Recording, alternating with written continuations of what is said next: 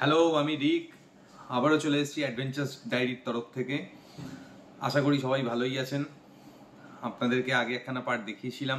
তো পার্ট 1-এ আমি বলেছিলাম যে আমরা প্রথম দিন বিটার মোড় থেকে আমরা হিলে পর্যন্ত গিয়েছিলাম। অ্যাকচুয়ালি ভিউ এত ভালো ছিল, তার জন্য আমি ঠিকভাবে সেরকমভাবে রেকর্ড করতে পারিনি। প্লাস কিছু একটা সমস্যা হয়েছিল যে আমরা 5 জন গিয়েছিলাম, কেউ আলাদা হয়ে গেছিলো, তাদেরকে একত্রিত করতে অনেকক্ষণ টাইম লেগে গেছিলো, প্রায় 3.5-4 ঘন্টা মতো আমাদের এদিক ওদিককে কেটে গেছিলো, যার জন্য আমরা হিলের বাইরে হিলের থেকে আগে আর যেতে পারিনি। এবার আমরা আপনাদেরকে দেখাবো যে আমরা রাত্রিবেলা হিলেতে পৌঁছে কি করেছি, পরের দিন সকালবেলা হিলেতে কি করেছি, পরের দিন হিলে থেকে আমরা কোথায় গেছি, কোথায় গিয়ে আমরা আটকেছি, কেন আমরা যে রুটটায় গিয়েছিলাম, যে কিমিথাঙ্কা রুটে কেন যেতে পারিনি, সেটা সবই আমরা বলবো সেকেন্ড পার্টে।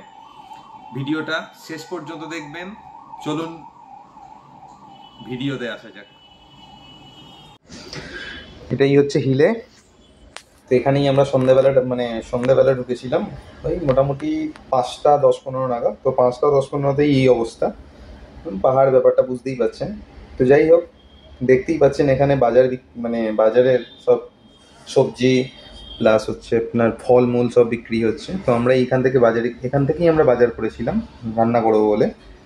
তো দেখুন, এগুলো সব অর্গ্যানিক। এনারা তো বলছেন অর্গ্যানিক, জানি না কতটা অর্গ্যানিক, আশা করা যেতে পারে অর্গ্যানিক হতেও পারে। তো এই হচ্ছে কৌস্তব বসে রয়েছে। আমরা একটু ভেতরে যাই। এই রয়েছে তনুজ, আর এই যে দাদাটা দেখতে পাচ্ছেন ইনি আমাদেরকে হেল্প করেছেন হোটেল আর সব জিনিসপত্র করার জন্য। এই আন্টি আমাদেরকে সব বাজার প্যাক করে দিচ্ছেন। আর প্রহ্লাদ এখন বসে বসে ক্যালকুলেট করছে যে কি করে বাজারে কত কত হয়েছে। ওই ভেতরে বারিশ ব্যাপারটা যে ভাই আজকে আমাদের বার্থডে বয়, রান্না করে বলছে একটুখানি আমি খেয়ে নিই, তাহলে কমে যাবে, তাই তো? আপনি টাকা এদিকে খিদে পেয়ে গেছে, প্রচুর খিদে পেয়ে গেছে, আর দিচ্ছে না। তারপরে আবার কালকে হচ্ছে এরা খুব জ্বালাতন করবে, নিজেরা অফলোডিং করবে, আমাদেরও মারবে, চাপা দিতে হবে না, নি ওটা। তো ব্যাপারটা হচ্ছে ভাইয়ের তো আজকে বার্থডে, ঠিক আছে? তো একটা মেগা বার্থডে কাটিয়েছে ভাই আজকে পাহাড়ে আমাদের সঙ্গে, নেপালে বিদেশে। তাও আবার কার সামনে? পুরো একটা, যেখানে আমরা ফার্স্ট ইন্ডিয়ান। সেটা বড় কথা না, বড় কথা হচ্ছে ভাই এরকমভাবে ঝোল ফোল তুলে বলছে যে আমাকে একটু দাও, আমি একটু শক্ত শক্ত খেয়ে নিই, তাহলে ওটা গলতে টাইম লাগবে, কারণ কমে যাবে। 12:30 না, 12:37। 12:37 কটা বাজে? 12:38। এদিকে তাকিয়ে বল, একটু ভালো করে তাকিয়ে বল। আরে এদিকে তাকিয়ে বল, ভালো করে তাকিয়ে। 12:38। ভাই আজ পুরো মজায় আছে। একটু মজা নেই ভাই, মজায় নেই। একবার এদিকে ভালো করে তাকা ভাই। হ্যাঁ এবার বল। 12:38 বাজে। ভাই আছে বিজ্ঞ, ভাই তো আমাদের প্রফেসর, সেটা বড় কথা নয়।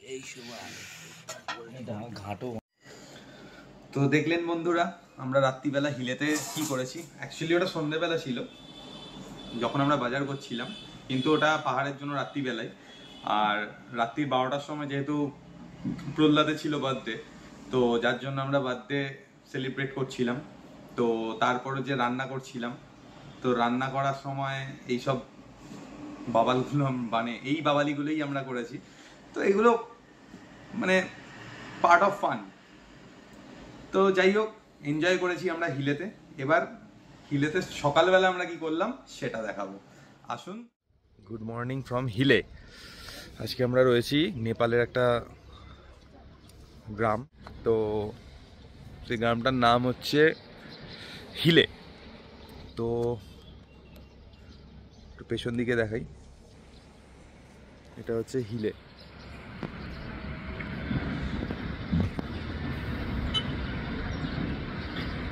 রেঞ্জটা হচ্ছে মাকালু।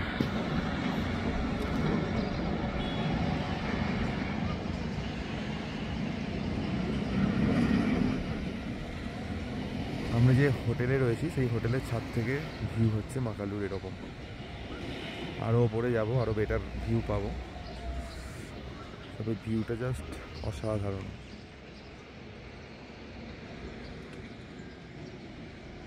এইখানটা মেঘের ইয়ে রয়েছে দেখুন, মেঘের জমাট। ওই দিকটা মোস্ট প্রবাবলি ধারান। তো এই হচ্ছে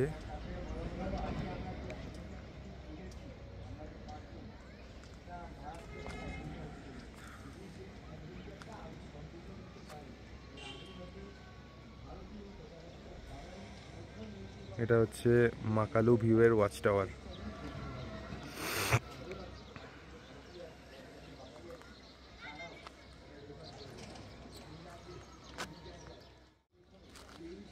আরেকবার দেখিয়ে দিই ভিউটা।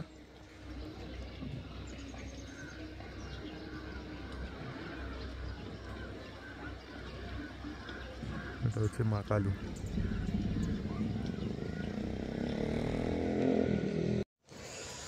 তো এখন বাজে মোটামুটি 9:16। তো আমরা রুমটা ছাড়ছি, এগোচ্ছি আমরা আরও আগে। এখন আমাদের ডেস্টিনেশন হচ্ছে ফার্স্ট তুমলিংতার।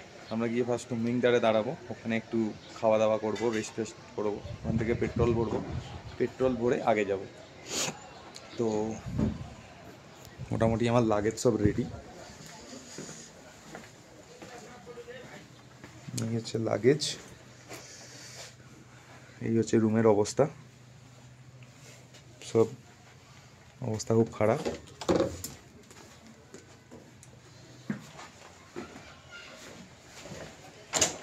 এই হচ্ছে প্রপারলি দেখতে পাওয়া যায়, এটা হচ্ছে মাকালু। একটু জুম করে দেখিয়ে দিই।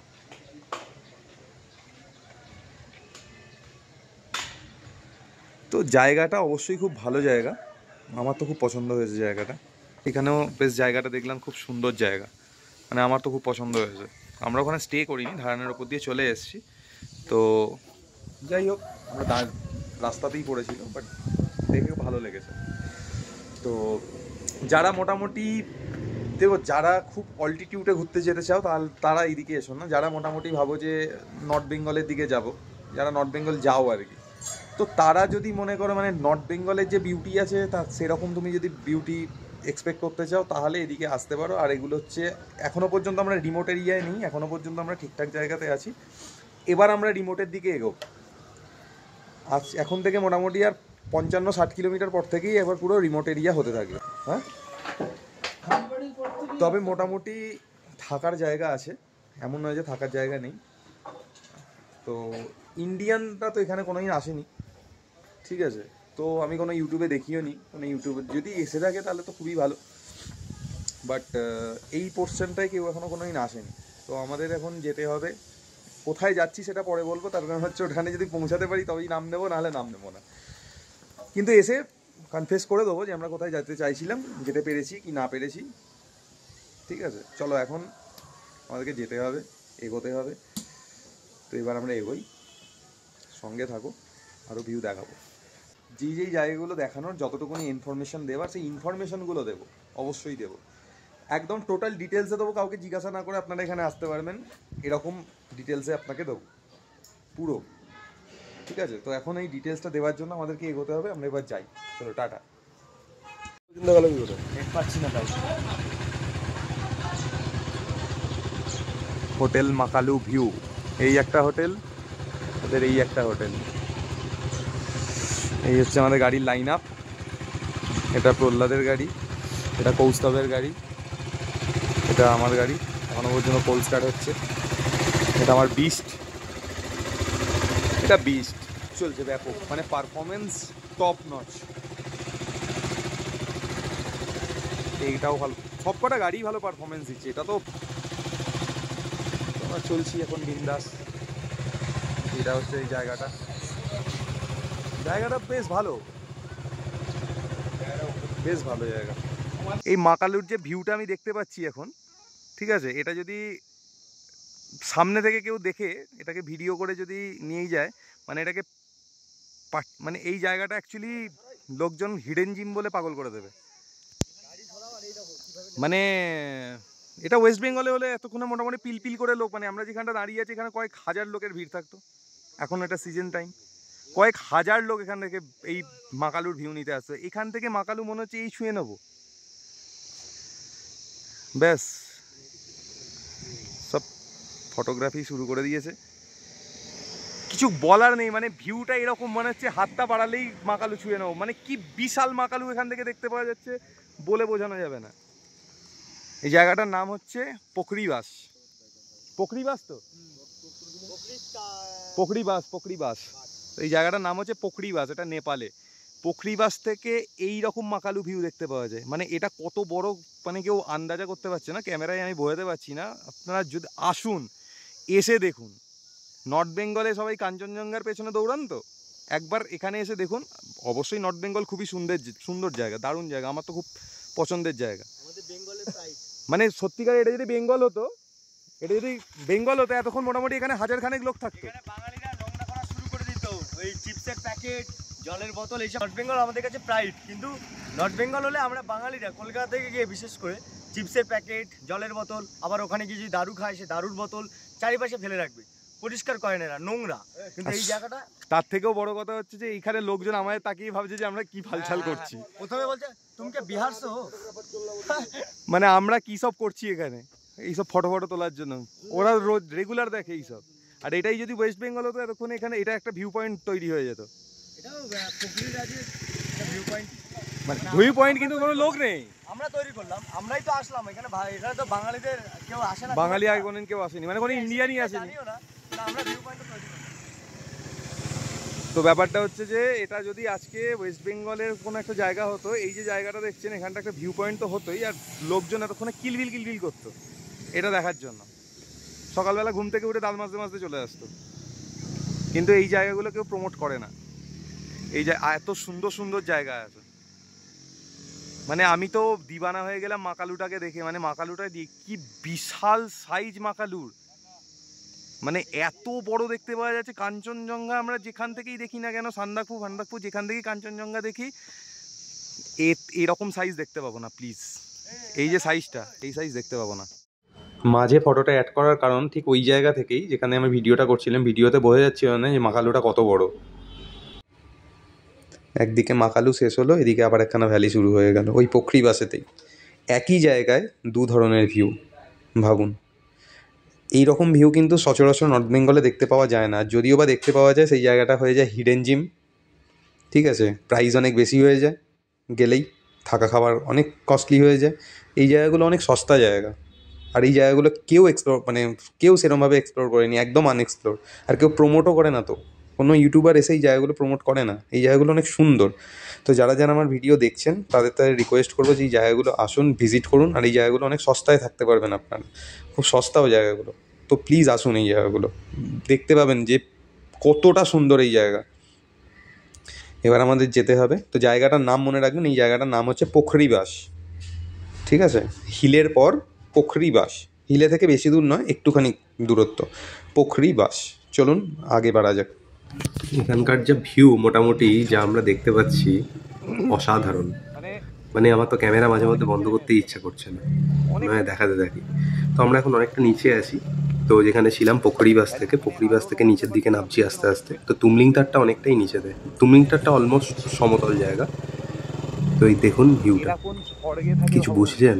অ্যাকচুয়ালি একটুখানি প্রবলেম হয়ে গেছিলো, ক্যামেরাটা সেট করতে দিয়েছিলাম, ক্যামেরাটা সেট করা হয়নি। দেখুন জায়গাটা, সব অর্গানিক জিনিসেরা চাষ করে বাড়িতে এরকম সাজিয়ে রাখে। প্লাস এই জায়গাটা দেখুন, ধান ক্ষেতের মাঝখানে একটা একটা করে ছোট ছোট বাড়ি। এটা কিন্তু ধান ক্ষেতের মাঝে একটা গাছ, তার মাঝখানে একটা দুটো ছোট ছোট বাড়ি, তারপরে এরকম বাঁদিকে এরকম ভিউ। অসাধারণ। মানে তো আমি তো দিবানা হয়ে গেছি পুরো জায়গাটা। আবার আসবো আমি এই জায়গাটা, আবার আসবো। তো ব্যাপারটা হচ্ছে এটা, এখন আমাদের এরকম ভিউ দেখতে দেখতে এগিয়ে যেতে হবে, আর আপনাদেরকেও দেখাতে হবে। এবার কোন জায়গায় যাচ্ছি এবার খালি দেখুন। ও মনটা পুরো ভরে গেল। দেখুন সামনে পাহাড়, দুদিকে ক্ষেত, অ্যাকচুয়ালি ক্যামেরাটা একটু ভুলভাল সেট করা আছে। তো এবার জিনিসটা দেখতে পাচ্ছেন, দুদিকে পুরো ধান ক্ষেত, তার মাঝখান দিয়ে রাস্তা, দুদিকে উঁচু উঁচু পাহাড়। ওহ, আলাদাই রোমাঞ্চকর দৃশ্য। মানে না গেলে বুঝতে পারবেন না রাস্তাটা মানে কোন লেভেলের, না গেলে বুঝতে পারবেন না। দেখুন ক্যামেরা বন্ধ করা যাবে না। চাষই চাষ, চাষই চাষ, আর একদিকে পাহাড়ি পাহাড়।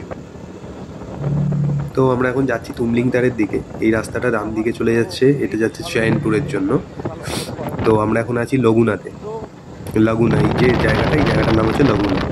তো এখান থেকে আপনারা সোজা যাবেন, সোজা যাওয়ার পর একখানা চার মাথার মোড় পড়বে। এই চার মাথার মোড়টা একটুখানি কনফিউজিং, তো ওটা একটুখানি ভালো করে খেয়াল করলে তাহলে বুঝতে পারবেন, ঠিক আছে? কারণ আমরা এখন যাচ্ছি হচ্ছে তুমলিংতারের দিকে। তুমলিংতারে একটা এয়ারপোর্টও আছে, তুমলিংতার একখানা ছোটোখাটো সিটি। আর তুমলিংতারের আগে আছে আপনার খান্দবাড়ি। তো তুমলিংতারটা অ্যাকচুয়ালি খান্দবাড়ির মধ্যেই পড়ে। তো মানে তুমলিংতার থেকে হয়ে যাচ্ছে শঙ্খুয়া সভা।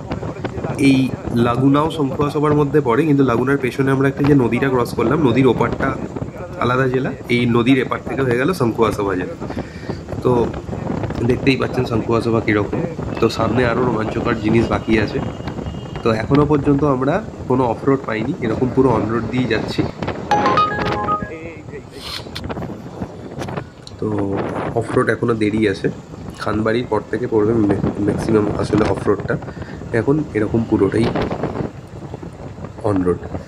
তো ভিউগুলো ভালো, খারাপ না। মানে এই জায়গাটা তো একটু নিচে বলে বুঝতে পারছেন না, তবে খুব সুন্দর। এবার যখন আমরা এখান থেকে পার করে যাব তখন ভিউগুলো আরও চেঞ্জ হবে। এটা তো অলমোস্ট আমরা একটা সিটি, মানে গ্রামই বলা যায়, গ্রামের মধ্যে দিয়ে যাচ্ছি।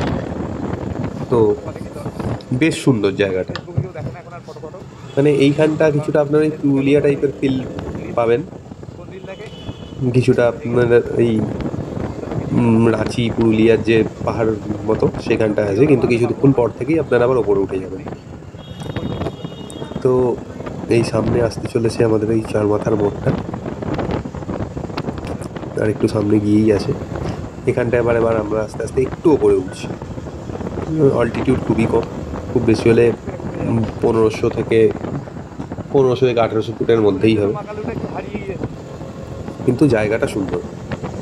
চতুর্দিকে খালি গ্রিন আর গ্রিন। রাস্তাটাও সুন্দর, রাস্তাও ভালো, খারাপ না। বাঁদিকে চলে যাচ্ছে কোশি নদী। এই যে জায়গাটা দেখছেন, এই জায়গাটা, এই যে ডান দিকের রাস্তাটা, এই জায়গাটা চলে যাচ্ছে চৈনপুর। আগে যে রাস্তাটা চৈনপুর যাচ্ছিল, এটাও চৈনপুর যাচ্ছে। সোজা যাচ্ছে খান্দবাড়ি, নেচে গেল লাগুনা, 3 মাথার মোড়। ডান দিকে চৈনপুর, ওপর দিকে মানে সোজা হচ্ছে খান্দবাড়ি, নিচে হচ্ছে লাগুনা। তো আমরা যাব খান্দবাড়ির দিকে, তো আমাদেরকে যেতে হবে সোজা। তো আমরা এখন যাব সোজা। তো এখন আমাদের ডেস্টিনেশন আপাতত তুমলিংতার। এই অলমোস্ট আমরা তুমলিংতার ঢুকেই গেছি। এইবার এই জায়গাটা দেখুন, একটা ছোট্ট ব্রিজ আছে, নিচে যাচ্ছে কোশি রিভার। এই নদীটার নাম হচ্ছে কোশি নদী। বেশ ভালো, বেশ ভালো। এখানে আপনি টেন্ট করেও থাকতে পারেন যদি আপনারা মনে করেন। আদারওয়াইজ আপনারা যদি মনে করেন যে এখানে একটু কিছুক্ষণ টাইম স্পেন্ড করতে পারেন। কতটা উঁচুতে উঠে গেলেন দেখুন। ওই যে গেটটা পার করলাম, এক টার্নে এরকম এতটা উঁচুতে, ব্রিজের সমান। মানে ব্রিজটা অলমোস্ট 2 তলা 2.5 তলা। এই তো করছি তো, হেল্প নয়, রেকর্ড।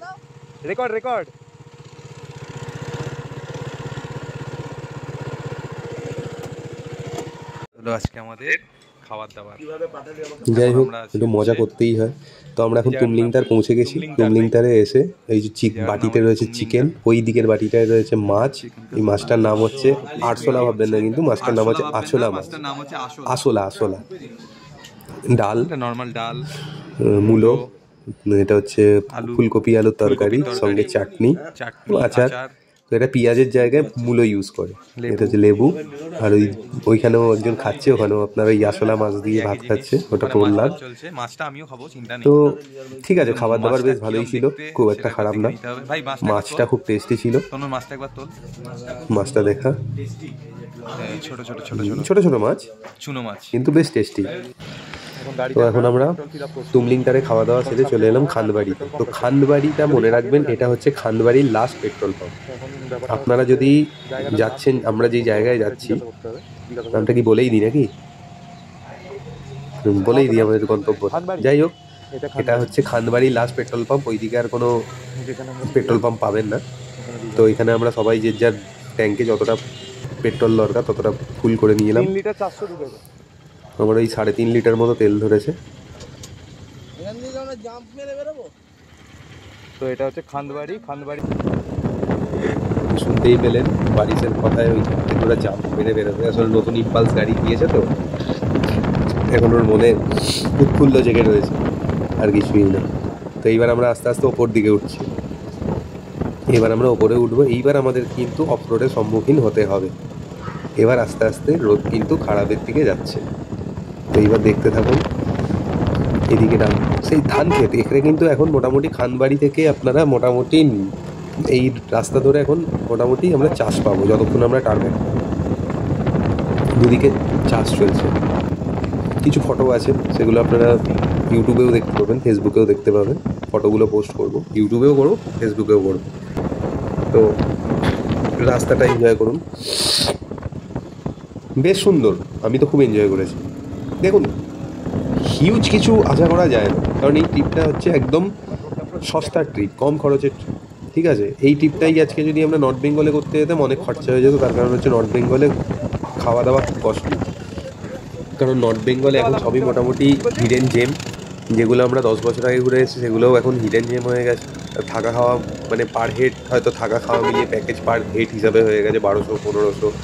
এখানে 1200-1500 টাকায় আপনি 5 জন থেকে যাবেন। এটাই হচ্ছে ব্যাপার।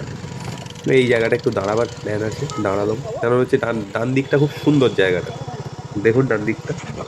এইখানটা একটু না দাঁড়িয়ে প্রকৃতিটাকে একটু ফিল না করে যাওয়া যায় না। তো সেই কারণেই সবাইকে একসাথে করে দাঁড়ালাম একটু। জায়গাটা দেখুন খালি, ও মানে কিছু বলার নেই। ওই যে নিচ দিয়ে যে গাড়িটা আসছে ওইখান দিয়ে আমরা এসছি। তো জায়গাটা পেছন থেকে কিছুটা এরকম ভিউ। তো অফ রোড মোটামুটি শুরু হয়ে গেছে, আর কিছু বলার নেই। এবার মোটামুটি যতক্ষণ না আমরা নুমবাজার যাচ্ছি না মানে ততক্ষণ এরকম অফ রোড, মাঝে মধ্যে টার্ম্যাকও আছে, অফ রোডও আছে, মিলিয়ে মিশিয়ে আছে আর কি। তো এটা খুব একটা বেশি অফ রোড নয়, তবে এইখানকার অফ রোডটা চ্যালেঞ্জিং কিসের জন্য, এটা একটু ওই আপনার মানে ভাঙাচোরা রাস্তা, তো তার জন্য। যাই আবার দাঁড়িয়ে বললো কেন? ব্যাগটা পড়ে গেছে। কোন ব্যাগটা? আমার পেছনে ব্যাগ পড়ে গেছে, যেখানে কি ছিল এইখানে, তাহলে কোথাও একটা হবে। তোমার এই জুতো সব বাঁধা ছিল। জুতোটাও পড়ে গেছে? সবই পড়ে গেছে, ব্যাগ সমেত। ওখানে সব ছিল। পিঠের ব্যাগটা আছে তো? পিঠের ব্যাগ আছে, কিন্তু ওখানে তো দেখলাম না আমরা। এই অফরোডিংয়েই পড়েছে। তারা দরকার ছিল বর্ষাকালে আসা, সেটা ভাঙা কন্ডিশন থাকবে। ঢুকে গেছে নাকি?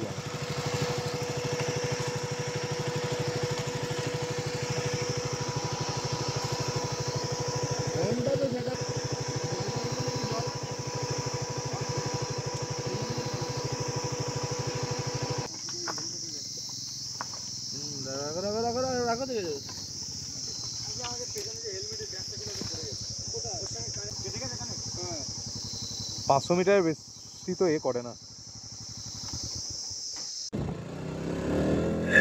তো প্রহ্লাদের ব্যাগ পেছনে পড়ে গিয়েছিল, তো প্রহ্লাদের ব্যাগের জন্য তনুজ গিয়েছিল পেছনে।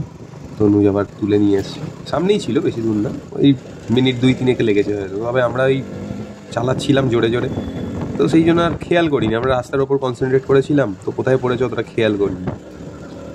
তো এখন আমার দায়িত্ব, এতক্ষণ তনুজ ছিল পেছনে, ওই টেল রাইড করছিল। এখন আবার যেহেতু দেখেছে ধুলো খাচ্ছে, ওই জন্য আমাকে দিয়েছে পেছনে। কারণ হচ্ছে ও হেলমেটের কাঁচ নামিয়ে গাড়ি চালাতে পারছে না, ওর প্রবলেম হচ্ছে। তো যার জন্য এখন আমি যেহেতু ভাইজার অন করে চালাচ্ছি, তো আমি একটু ধুলো খাই, আর কি করবো, সবাইকে দায়িত্ব করে নিয়ে এসছি। আর আমার প্রবলেম হয়ে গেছে আরেকটা, সেটা হচ্ছে আমার গাড়িতে লাগেজটা বাঁধা হয়ে গেছে একটুখানি ভুল, যার জন্য গাড়ির লাগেজটা একটু সামনে আসছে, পেছনে আসছে। যার জন্য মানে আমি একটু জোরে গাড়ি চালাতে গেলেই ডিসব্যালেন্স হয়ে যাচ্ছে। আমি বললাম তোরা জোর চালা, কালকে আমি জোর চালাবো, কারণ এখন আবার লাগেজ খুলে বাঁধা আর পসিবল না। এমনি রাস্তার কন্ডিশন খারাপ, এখন মোটামুটি প্রায় 45-46 কিলোমিটার এরকম রাস্তার কন্ডিশন চালাতে হবে, কোনো কিছু চেঞ্জেস নেই। এরকমই রাস্তা, ননস্টপ এরকম রাস্তা। আর এই রাস্তাটা কোনো কিছু চ্যালেঞ্জিং নেই, কিন্তু এই রাস্তাটার মধ্যে একটা প্রবলেম হচ্ছে, এত বেশি ধুলো যে আধা টায়ার ঢুকে যাচ্ছে ধুলোর ভেতরে।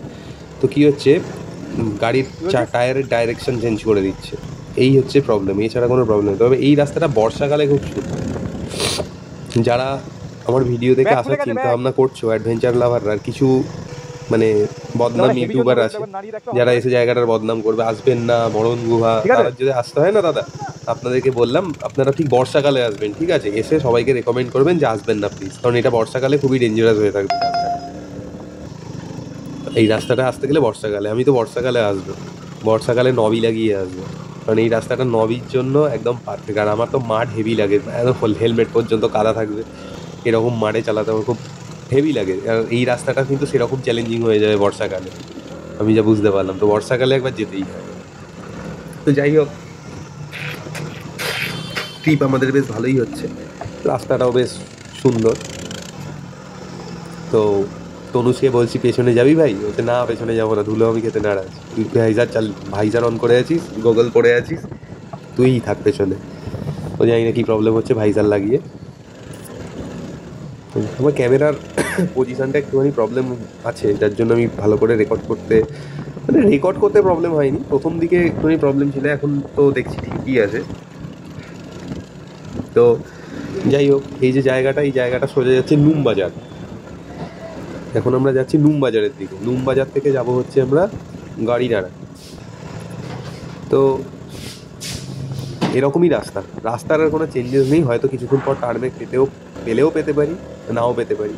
তবে রাস্তাগুলো কিন্তু অফ রোড খুব একটা বাজেভাবে নয়, কিন্তু রাস্তাগুলো কিন্তু খুব স্ট্রিট, খাড়াই কিন্তু প্রচুর, চ্যালেঞ্জিং ওই একটাই। দেখুন কোথা থেকে কোথায় উঠছি, দেখুন কী লেভেলের খাড়াই, দেখুন দেখতে পাচ্ছি। এই যে রাস্তাগুলো কিন্তু দেখে এরকম মনে হচ্ছে ক্যামেরায় বুঝতে পারা যাচ্ছে না, কিন্তু রাস্তাগুলো কিন্তু খুবই খাড়াই। আমি চালাই, তুই আমারটা চালা। তো দেখি তনুজের কি বক্তব্য।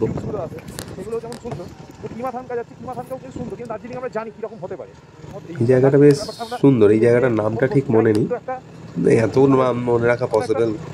আমি জংশনের নামগুলো মনে রেখেছি যেভাবে যেতে হবে এরকম সোজা। তো আমরা প্রথম কোথায় হিলা থেকে বেরোলাম, হিলা থেকে বেরিয়ে ফার্স্ট গেলাম পোখরিবাসের পর গেলাম কোথায়, পোখরিবাসের পর লগুনার পর কোথায় গেলাম তুমলিংতারের পর কোথায় যাচ্ছি, তুমলিংতারের পর এখন আমরা যাচ্ছি দেউরালি বাজার। এখানেও একটা দেউরালি বাজার আছে, তো আমরা যাচ্ছি এখন দেউরালি বাজারের দিকে। দেউরালি বাজারের পর আমরা দাঁড়াবো হচ্ছে নুমের পর গড়িটাড়া। তো গড়িটাড়াই আজকে আমাদের লাস্ট ডেস্টিনেশন, কারণ আমরা আজকে কোনোরকমভাবেই বরুণ পৌঁছাতে পারবো না। তো গড়িটাড়া পর্যন্তই আমাদেরকে এখন যেতে হবে।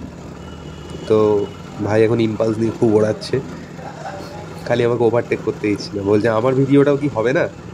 কেন হবে না, অবশ্যই হবে। তো ওই জন্য ভাই এখন কিছুক্ষণ ওভারটেক করে আমার কাছে এলো, আবার ভাইকেই সামনে দেবো এখন, বাড়িসি এখন চালাবে সামনে, কারণ এখন আমার টেলের রেসপন্সিবিলিটি পড়েছে, তো আমাকে আমার টেল করে চালাতে হবে। তো চলছে, এই যে ভাই চালাচ্ছে, ও এখন পুরো মজায় আছে, পুরো মজায়। আপনারা এলেও কিন্তু এরকম মজা করবে, এরকম রাস্তা পেলে কে মজা করবে না বলুন না? এরকম অফরোড বাইক যদি হাতে থাকে আর এরকম যদি রাস্তা থাকে, তো সাধারণ ব্যাপার, সবার ইচ্ছা করবে এরকম গাড়ি ঘোরাতে।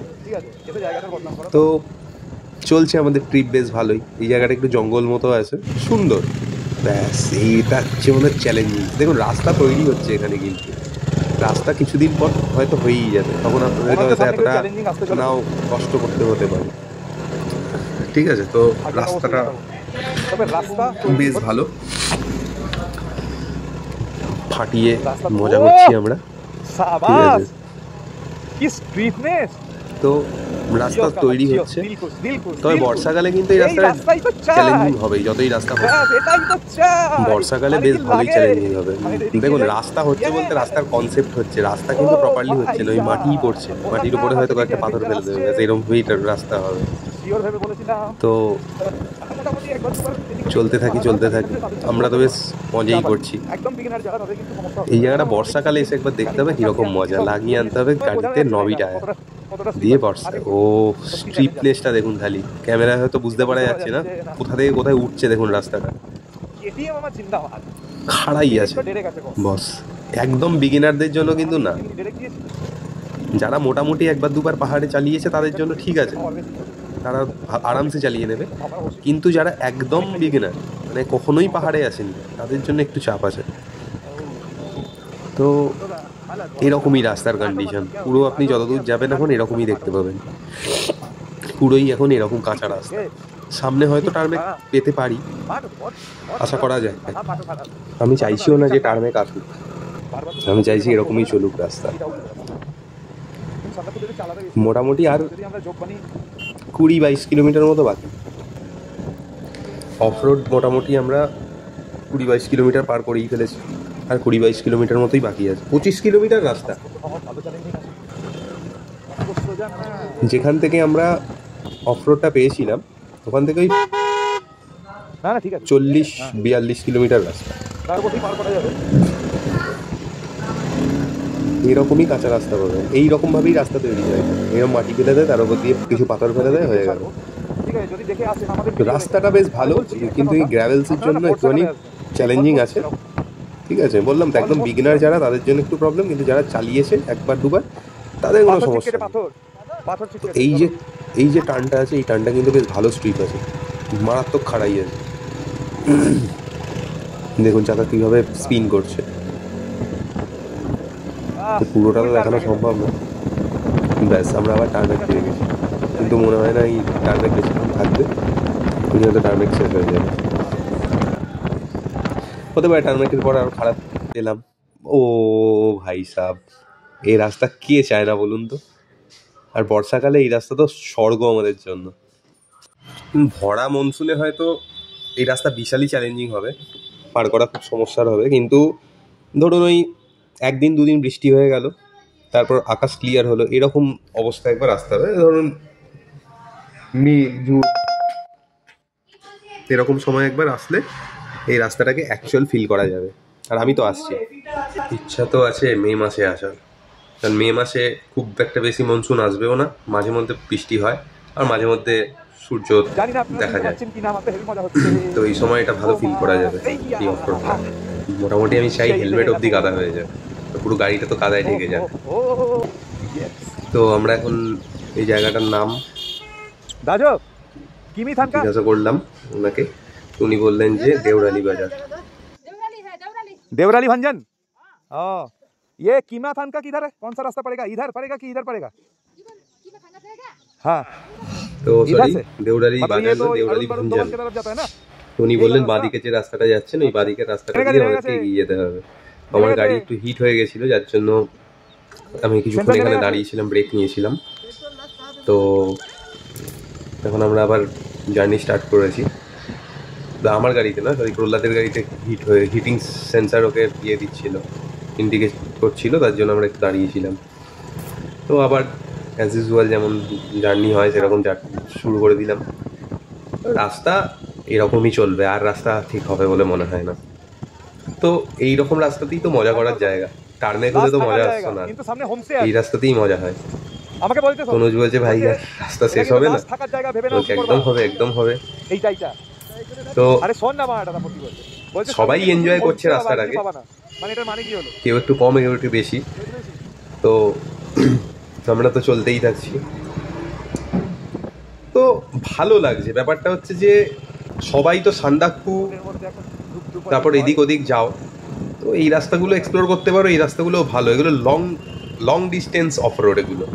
যেমন তনুজরা আর রাতে গাড়ি চালাবে না বলে ওরা নুমবাজারে দাঁড়িয়ে গেল, তো আমরা নুমবাজার ছাড়িয়ে একটু এগিয়ে এলাম, আমরা যাচ্ছি গড়িনাড়া। জায়গাটার নাম অ্যাকচুয়ালি বাংলায় যদি উচ্চারণ করেন তাহলে গৌড়ি ডান্ডা হবে, গৌড়ি ডান্ডা, কিন্তু নেপালিতে ওটা গড়ি দাঁড়া। তো এই রাস্তা এরকমই, এরপর আর কোনো রাস্তা নেই। এর মাঝখানে একটা বড় হাইড্রো প্রজেক্ট আছে, বাট সেটাকে আমরা শ্যুট করিনি। একটা হাইড্রো প্রজেক্ট আছে নুমবাজার আর গড়িটাড়ার মাঝখানে। তো আমরা চলে যাচ্ছি। এবং যারা সান্দাকফু টান্দাকফু ফালুট টালুট করেন, তারপর মাঝে মধ্যে এদিক ওদিক যান, যারা একটু অ্যাডভেঞ্চার করতে পছন্দ করেন, যারা একটু অফরোড করতে পছন্দ করেন, তারা আসবেন এই রাস্তাটা। এই রাস্তাটা খুবই ভালো, অফরোড তো বুঝিয়ে দেবে। আজকে তো সেকেন্ড পার্টে আপনি অফরোডটা খুব একটা ভালো বুঝতে পারছেন না। অফরোড দেখতে হলে আপনাকে থার্ড পার্ট দেখতে হবে। থার্ড পার্টটা অফরোড, ওই যে ডান দিকের হোটেলটাতে আমরা ছিলাম। তো আমরা এখান থেকে এগিয়ে গেছিলাম, দেখুন সামনে একটা পুলিশ, এই যে পুলিশ, নেপাল পুলিশ, ওনারা আমাকে দাঁড় করান নিয়ে আমরা বেরিয়ে যাচ্ছিলাম, ভুল করেছিলাম, আমরা ফিরে এসেছি। তো আমাদের যদি বেরিয়ে যেতাম, হতে পারতো যে আমরা বাইরে আগে গিয়ে ফেঁসে যেতাম, তখন হয়তো আমাদের বড় কারবাই করে দিত আমাদের এগেনস্টে। নাও করতে পারতো, কারণ আমরা তো না জেনে এসেছি। তো ওই যে ডান দিকে হোটেলটা দেখলেন, ওই হোটেলটা, হোটেল অ্যাকচুয়ালি নয়, ওটা একজনের বাড়ি, তো আমাদেরকে বাড়িতে থাকতে দিয়েছে। এটা হচ্ছে রিয়েল হোমস্টে আর কি। ব্যাপারটা হচ্ছে এই রুমটা, তো শুনুন কথোপকথন। রুমটা ডিটেলস একটু বলে দাও। রাস্তা দিয়ে যাচ্ছিলাম, হঠাৎ করে লোকটার সঙ্গে দেখা, বললাম আমার বাড়িতে থাকবে, তাই তো? থাকবো। দাবিটা কি? আমাদের অর্গানিক খাবার লাগবে। তো অর্গানিক খাবারের মধ্যে এই যে ডাল, ঠিক আছে, এই ডালটা হচ্ছে একদম পিওর অর্গানিক। একদম অর্গানিক মানে এনারা ডালের চাষ করেন, ঠিক আছে? তো সেই ডাল, এটা ইভেন যে চাল ভাতটা যে খাচ্ছে ও, সেটাও ওনাদের নিজস্ব, মানে নিজস্ব ক্ষেতের ধান, ঠিক আছে? সব থেকে ইউনিক একটা জিনিস দেখলাম, সেটা হচ্ছে যে এটা হচ্ছে, আমরা ওখানে লাইম খাই তো, দিস ইজ রিয়েল লেমন। ওই যে আমরা ORS তারপরে হচ্ছে সব জায়গায় দেখতে পাই যে লেমন একটা হালকা অরেঞ্জ টাইপের কালার, তো দিস ইজ দ্য লেমন। এর যে টেস্টটা না, এটা একটা ইউনিক টেস্ট ভাই। এই টেস্টটা বল, মানে it is much more flavourful than lime. মানে এর একটা অসাধারণ আলাদা গন্ধ আছে, মানে কাগজি লেবু, গন্ধরাজি লেবু কোনো লেবু এর সাথে পাত্তা পাবে না। মানে অরেঞ্জ যদি একটু তেতো হতো এবং লেবুর মতন প্রপার্টি থাকতো, তাহলে যেরকম খেতে হতো সেটা এরকম। তার থেকেও বড় কথা হচ্ছে অর্গানিক। এটাও এখানে, এটা ওদের নিজস্ব চাষে। বাদামের চাটনিটা বলো। আর বাদামের চাটনি দেখা, এই যে বাদামের চাটনি। মানে আমরা এতদিন নেপালে আসি, আর এই যে ইস্কুস, মানে হচ্ছে আমাদের কলকাতায় যেটা স্কোয়াশের যে সবজি, এইটা হচ্ছে স্কোয়াশ। এখানে কি বলে সেটা? এখানে ইস্কুস। তো এই যে ইস্কুসের যে সবজিটা করেছে, আমি তো জমিয়ে ধরিয়ে নিয়েছি একদম পুরো, ঠিক আছে? আর এটা হচ্ছে আমার সব থেকে ফেভারিট জিনিস, রাই শাক, ঠিক আছে? আর রাই শাক মানে এটা হচ্ছে রিয়েল অথেন্টিক নেপালি রাই শাক, যেরকম ভাবে বানায়, একদম কালো জিরে ফোড়ন দিয়ে, রসুন দিয়ে, একদম পুরো সলিড ভাবে বানিয়েছে। মানে সত্যি বলছি, এরকম রাই শাক নেপালে আগে আমি কোনো খাইনি। কালো জিরাটা খুব ইম্পর্টেন্ট, ঠিক আছে? আর এই যে কুটা চালের ভাত, কি মানে, আজ তো প্রথমবার নেপাল এলাম না, বহুদিন হলো আমি নেপাল আসছি ভাই।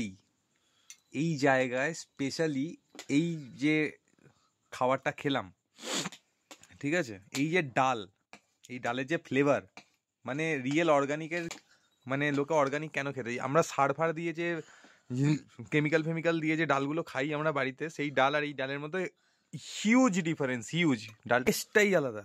শুধু ডাল খাচ্ছে ও, অলরেডি 2 বাটি খেয়ে নিয়েছে, আবার 1 বাটি। আর এখানে খাবার আনলিমিটেড, তুমি এনাদেরকে খাবার জন্য 300 টাকা দেবে, মাথা পর্যন্ত, যদি মুখ ক্রস করে মাথা পর্যন্ত যদি খেতে চাও সেটাও খেতে পারবে, ঠিক আছে?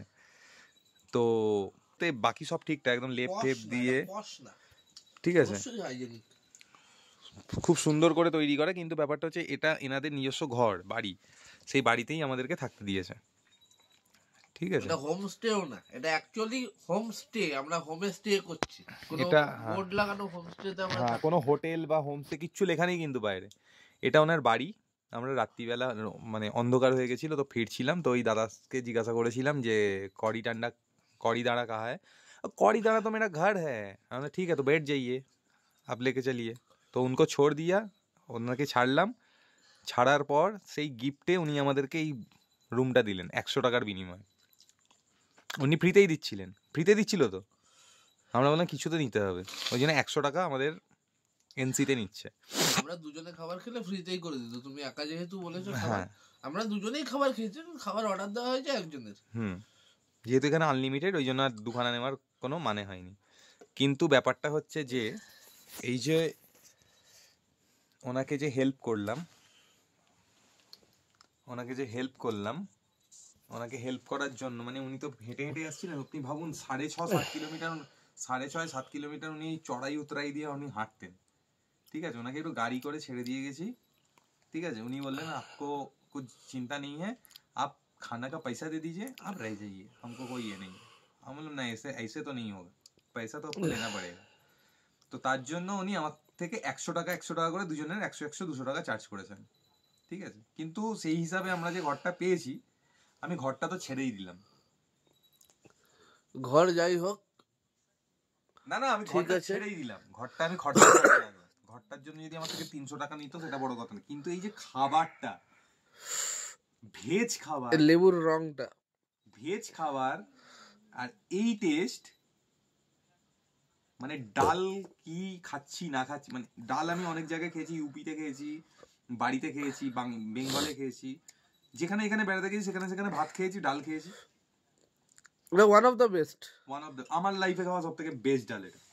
এর থেকে অন্তত বাইরে খাওয়া বলতে মানে গেলে। বাইরে খাওয়া, যবে থেকে ট্রাভেল করছি 2013 সাল থেকে 2025 পর্যন্ত যারা ট্রাভেল করেছি, কিংবা কোথাও কাজের সূত্রে ভাত খেয়েছি, কিংবা যা করেছি যে কোনো জায়গায়, মানে বাড়ির বাইরে যে জায়গায় ভাত খেয়েছি, আমার খাওয়া আজকে সব থেকে বেস্ট বেস্ট থালি এটা। সিকিম, নর্থ বেঙ্গল, নেপালের আদার্স জায়গায়, মানাং, তারপর ওটার নাম কি, ওটা কোন জায়গা, মুস্তাং, ইভেন যেখানে যেখানে আমি ঘুরেছি, এত নাম এখন মনে পড়ছে না, যেখানে যেখানে ঘুরেছি সব জায়গায় ঘোরার পর আজকের এই ডালটা, মানে শুধু ডালটা নয়, ডাল, সবজি, রাই শাক, রাই সব থেকে স্পেশাল হচ্ছে রাই শাক। সালা নেপালে এসে রাই শাক খেতে গেলে আমাদের কেমন একটা মানে, আমার থালি দাবি দিয়েছি, মেনের থালি বাকি আছে, আমি রাই শাকটা পুরো খেয়ে নেবো। ঠিক আছে, রাই শাকটা আমি পুরো খেয়ে নেবো, কারণ হচ্ছে প্রথমবার আমি রাই শাক এরকম টেস্টি পেলাম। আমি শিলিগুড়িতে রাই শাক খেয়েছি, আমি নেপালে রাই শাক খেয়েছি, সিকিমে রাই শাক খেয়েছি, আমি কালিম্পং এ রাই শাক খেয়েছি, সব জায়গায় রাই শাক খেয়েছি, কিন্তু এই রাই শাকটা আজকে হচ্ছে স্পেশাল ছিল, কিছু স্পেশাল ছিল, মিষ্টি মিষ্টি স্বাদ আছে না। অন্য জায়গায় রাই শাক খেলে না কেমন একটা সিদ্ধ ভাব থাকে, মানে ক্যাচক্যাচানি। না রসুনটা দিয়েছে তো ওর গন্ধটাই ঠিক আছে, ব্যালেন্স হয়েছে। এর মধ্যে যে রাই শাকটার ফ্লেভার পেলাম ভাই, অসাধারণ। দেখতে মনে হচ্ছে সবুজ সবুজ কি সব, এসে খেয়ে দেখলে বোঝা যাবে কেমন ব্যাপার। কিন্তু হ্যাঁ, থুপকাটা খুবই গাল ছিল, পয়সা দিয়ে খেয়েছি, তার জন্য ছোলার ডালের থুপকা চেপে খেতে হয়েছে। ছোলার ডাল, মটর ডাল। টুরিস্ট যেহেতু আসেনি, বিকেল অবধি কোনো টুরিস্ট আসেনি, তো এরা কোনো রকম মাছ মাংস কিনতে যায়নি আর কি। এখানে টুরিস্ট কিন্তু কোনো ইন্ডিয়ান আসে না, না যা আছে ফরেনার আসে। কালকে বলবো, তার কারণটা আমরা কালকে বলবো। যে আমাদের ভেতরে একটা টেনশন চলছে, কিন্তু তার মধ্যে আমরা এই খাবারটার জন্য না পুরো সবকিছু ভুলে গেলাম। খালি একটাই জিনিস আমি খেয়ে নিয়েছি, সব চেটে খেয়ে নিয়েছি, আমাদের একটুও রাখিনি। আমি বাইরে পাপড় দিয়ে লাগে, আমি ডাল আনতে বাইরে গেছিলাম, পুরো ঘিটা মেরে দিয়েছে। এটা নেপালের সব থেকে দেশি ঘি, আর এই ঘিটা, এটা একটা নেপালি টেকনিক, এটা আর তুমি কোনো জায়গায় পাবা না, এটাকে ট্র্যাডিশন। হ্যাঁ ট্র্যাডিশন। আর এই ঘিটা মোটামুটি যদি বাড়িতে নিয়ে এসে গিয়ে আপনি খান, হজম করতে পারবেন কিনা জানি না, চাপ আছে হজম করা। এইখানে যদি আপনি মোটামুটি 1 সপ্তাহ ট্রাভেল করেন, আর এই ঘিটা যদি আপনি 1 সপ্তাহ সঙ্গে করে নিয়ে খান, আপনি চেঞ্জ, আপনার মেটাবলিজম চেঞ্জ হয়ে যাবে পুরো। বাট এই ঘিটা ডাইজেশনের জন্য সব থেকে বেস্ট অপশন হবে। এদের যখন কোনো অম্বল টম্বল কিছু হয়, তখন এই ঘিটাকে ওরা নাকি ডাইরেক্ট এরকম ভাবে গরম করে তার মধ্যে জিরে দিয়ে খেয়ে নেয়, তাতে ওদের ডাইজেশন সিস্টেম ঠিক হয়ে যায়। এটা অর্গানিক হওয়ার পরিচিতি। আর সত্যিই তাই, বাড়ি শেষে কিছু খেতে পাচ্ছিল না থুপকাটা খাওয়ার পর, ঘিটা খেয়ে ওর মানে ওর ডাইজেস্টিভ সিস্টেমে এরকম হয়ে গেল যে ও নাকি 1.5 ঘন্টার মধ্যে আবার খিদেও পেয়ে গেল, হাফতলা ভাত খেয়ে নিল। This is real. বড় কথা যে এটা বাড়িতে নিয়ে যাওয়ার পর এটা আমরা হজম করতে পারবো কিনা ওখানকার ক্লাইমেটের সাথে, সেটাও একটা বড় ব্যাপার, কারণ এটা ইয়াকের ঘি না, শীতকাল পড়ছে, মানে ইয়াকের দুধ দিয়ে বানানো ঘি। চলো একবার জাস্ট ডাল খেয়ে নিচ্ছে। Signing off for today, good night. তো দেখলেন আমাদের পার্ট 2, হিলে থেকে গড়ি দাঁড়া অবধি, মানে গৌরী ডান্ডা আমাদের বাংলাতে, নেপালিতে গড়ি দাঁড়া। এখান পর্যন্ত দেখলেন যে আমাদের জার্নিটা কীরকম ছিল, কীরকম রাস্তা আমরা অতিক্রম করেছি, কীরকম করেছি। পার্ট 2 বেশি লম্বা হয়ে গেছে, তো পার্ট 3 পার্ট 4 এখনও বাকি আছে, ছোটোর ওপর দিয়ে করব। এর থেকেও রোমাঞ্চক জিনিস আপনারা দেখতে পাবেন, এর থেকে বেশি অফরোড পাবেন, এর থেকে বেশি অ্যাডভেঞ্চার দেখতে পাবেন তার মধ্যে, ঠিক আছে? তো তার জন্য পার্ট 3 জন্য ওয়েট করতে হবে। আর ভিডিও কেমন লাগলো অবশ্যই কমেন্টে বলবেন, ঠিক আছে? তো আমরা কালকে সকালবেলা মানে পার্ট 3 একদম ফার্স্ট থেকে স্টার্ট করব, যে আমরা কেন কিমাথানকা পৌঁছাতে পারলাম না, এটা আমরা একদম ভিডিওর প্রথম থেকে স্টার্ট করব। আর তারপর যাব আমরা সেকেন্ড আমাদের যে ডেস্টিনেশনটা আছে, মানে প্ল্যান বি এর জন্য। তো প্ল্যান বি কোথায় সেটাও আপনারা জানতে পারবেন, ঠিক আছে? তো এখন আপাতত এই পর্যন্তই। সবাই ভালো থাকবেন, ভিডিও দেখবেন। Thanks for watching advance. চলুন, টাটা।